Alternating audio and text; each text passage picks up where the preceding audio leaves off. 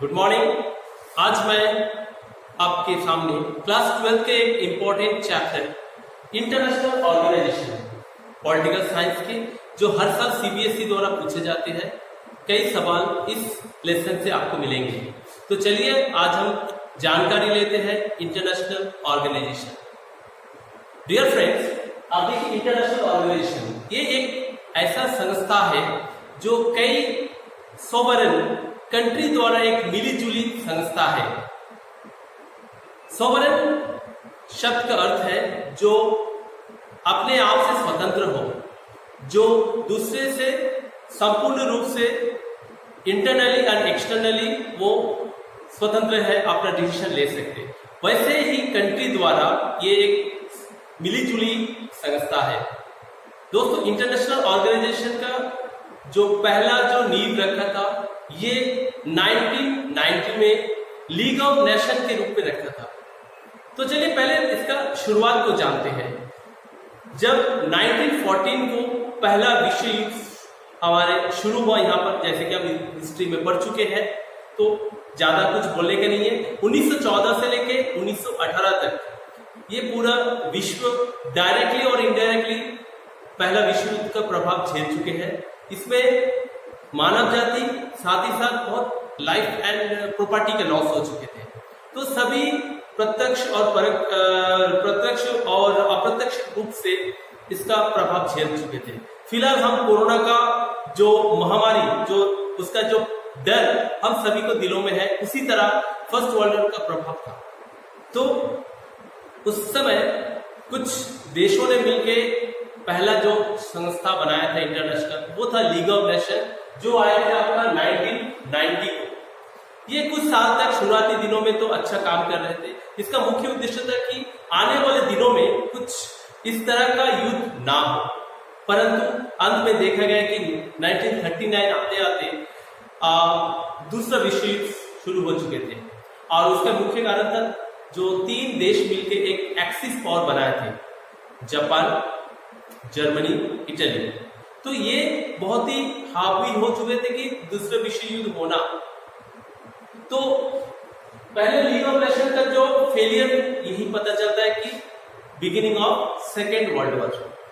इसके बाद जब शुरू हुआ तो पहले जो विश्व युद्ध था उसमें यूएसए प्रत्यक्ष रूप से इन्वॉल्व नहीं हुए थे, पर द्वितीय विश्व युद्ध जब शुरू होने के कुछ ही सालों बाद जब पर्ल हार्बर में अटैक हुआ और यूएस के एक शिप को जो जापान या एक्सिस पावर ने इसको डुबो दिया, तब वो क्या कर रहे थे, ये युद्ध में इन्वॉल्वमेंट हो चुके थे।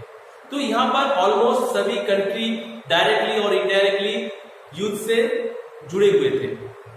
तो जब एक्सिस पावर पूरा अपने एक्सट्रीम पर पहुंच गए थे, ये युद्ध रोकने का नाम ही नहीं ले रहे थे, तो तब एक कुछ देशों ने मिलके एक अटलांटिक चार्टर बनाया, जो यूएनओ का एक हम लोग क्या बोल सकते हैं कि एक लॉ है, एक मैनुअल है, एक जो हम लोग बोलते हैं एक ट्रीटी है, उसी तरह बनाए थे कि द्वितीय विश्व युद्ध को किस तरह से रोका जा सके। क्योंकि हर कोई इसका जो क्रोप से नहीं बच पा रहे थे द्वितीय विश्व युद्ध से, क्योंकि बहुत सारे पहले युद्ध में तो बहुत सारे जान, बहुत सारे नुकसान हो चुके थे, लाइफ का लॉस हो चुके, प्रॉपर्टी के। द्वितीय विश्व युद्ध में उससे कई ज्यादा अनएक्सपेक्टेड। तो 1945 में आप शायद पहले भी जानते हैं कि ये एटम बम का इस्तेमाल हुए थे। ये अटलांटिक चार्टर में डिसाइड हुआ था, जापान को अगर रोकना है, एक्सिस पावर को अगर रोकना है, तो कुछ इस तरह का स्टेप लेना है। उस दौरान क्या हुआ, पहला जो एटम बम जो हिरोशिमा में जो एक लिटिल बॉय नाम था, उन्होंने कहर बचाया 6 अगस्त 1945। फिर 9 अगस्त में फैट मैन जब नागासाकी में आए, उसने भी। तो ऑलमोस्ट ये युद्ध का समापन था। इसके बाद एक्सिस पावर सरेंडर कर चुका। उसके बाद 51 कंट्री ने मिलके एक ऑर्गेनाइजेशन, एक संस्था बनाया, जो यूएनए, यूनाइटेड नेशन ऑर्गेनाइजेशन, जो 1945 after the end of second world war ये बना था। तो ये था 51 जिन्होंने साइन किया था ये चार्टर में।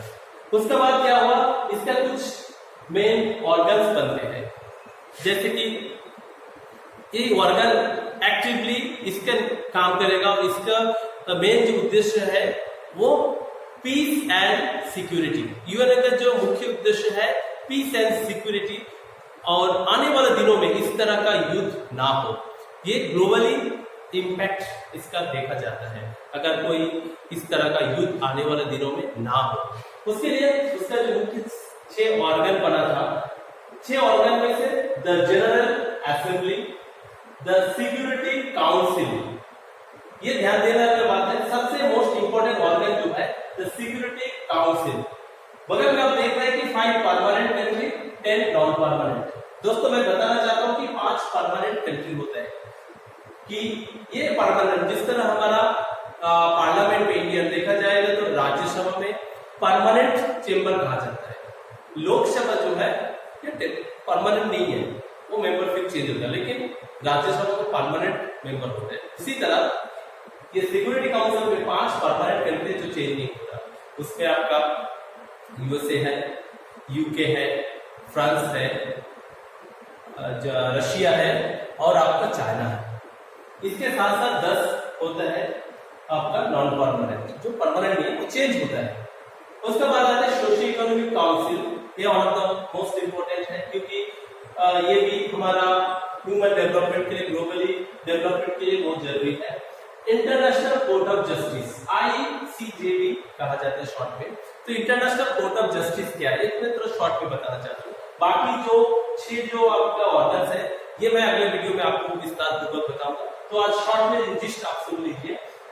ये जो इंटरनेशनल कोर्ट ऑफ जस्टिस है या इंटरनेशनल जो इश्यूज होता है, जिस तरह हमारा पाकिस्तान इंडिया का जो इश्यूज है बॉर्डर रिलेटेड, फिर बहुत सारे कंट्री है इजराइल पैलेस्टाइन, इसी तरह नॉर्थ कोरिया, साउथ कोरिया, वो वियतनाम, नॉर्थ वियतनाम, साउथ में जो भी इश्यूज है ये सब कहां पर आ रहे हैं, इंटरनेशनल कोर्ट ऑफ जस्टिस। दोस्तों आपको मालूम होगा कि थोड़ा हिस्ट्री में जाएंगे तो देखेंगे वीर सावरकर जो काला पानी में सजा काटने के लिए आया था, उनका जो मामला उस दौरान जब भारतवर्ष ब्रिटिश के अंदर थे, उस दौरान वीर सावरकर का भी जो मैटर है वो इंटरनेशनल कोर्ट ऑफ जस्टिस तक पहुंच गए थे, जिन्हें 50 वर्ष तक की काला पानी में सजा हुआ था। तो ये हम दे सकते हैं कि इंटरनेशनल कोर्ट ऑफ का जो एक एग्जाम्पल के तौर पे वीर सावरकर का, इस तरह कई है, आपको बहुत मिल जाएंगे। ये आपका हो गया। इसके बाद है 10 सेक्रेटरीट, ये जो है हमारा जो एडमिनिस्ट्रेटिव काम कार्य होता है। दूसरा ट्रस्टीशिप काउंसिल, ट्रस्टीशिप काउंसिल ये एक बहुत महत्वपूर्ण है। तो जब शुरुआती दिनों में ट्रस्टीशिप काउंसिल का जो मेन फंक्शन है ये डिकोलोनाइजेशन, डिकोलोनाइज जो कंट्री होता है उसको करना, क्योंकि दुनिया में कोई इस तरह वाला कॉलोनाइज नहीं होना कि दूसरा कंट्री उसके ऊपर हावी होना, जिससे पहले वो किया करते थे। इसके कारण जो युद्ध हुआ ना, तो डिकोलोनाइज होने के बाद उसको एक राष्ट्र को चलाना बोलने से जो गवर्नमेंट चाहिए, एक नेशन का जो मेन एलिमेंट्स होता है, सोवरेनिटी होता है, गवर्नमेंट होता है, फिक्स टेरिटरी होता है, पॉपुलेशन होता है, तो ये तो वगैरह वगैरह जो 5 मुख्य होता है, रिकॉग्नाइजेशन चाहिए। तो ट्रस्टीशिप क्या है, शुरुआती दिनों में आपको मदद करेंगे। कोई कंट्री अपने आप को इंडिपेंडेंट नहीं हो सकता, ये बोल भी लिया तो उसको कुछ समय चाहिए, उसको वो सब जानकारी के लिए, वो एडमिनिस्ट्रेटिव वे में जाने के लिए, तब तक ये आपका ट्रस्टीशिप काउंसिल जो होता है वो मदद करते हैं। तो ये तो हो गया फिलहाल 51 जो था इसका शुरुआती दिनों का मेंबर्स 1945 में जब ये बना। इसके बाद अब तक 195 जो मेंबर्स है हमारा यूएन का। तो आपको समझ में आ सकता है कि इंटरनेशनल ऑर्गेनाइजेशन का मुख्य उद्देश्य क्या है, पीस एंड सिक्योरिटी। अभी दोस्तों देखिए कि साथ ही साथ हमारा ये जो दुनिया आज जो कोविड-19 का जो पेंडेमिक जो हम लोग WHO द्वारा घोषित हो चुका है ग्लोबल पे, तो ये WHO क्या है, ये भी हमारा यूनाइटेड नेशन ऑर्गेनाइजेशन के एक स्पेशलाइज्ड एजेंसीज कहा जाते हैं, जो कोऑपरेशन करते हैं, सभी को मदद करते हैं। तो 17 जो स्पेशलाइज्ड एजेंसी है उसमें से WHO है, वर्ल्ड हेल्थ ऑर्गेनाइजेशन, उसके बाद वर्ल्ड बैंक है, उसके साथ इसी तरह 17 लगभग है आपका यूनेस्को है, ठीक है। तो ये सब तो हम आगे देखेंगे। तो ये जो सा छोटा सा वीडियो, उम्मीद है कि आपको पसंद आए, और पसंद आए तो लाइक करें, कमेंट करें। तो तब तक के लिए बाय, फिर मिलते हैं।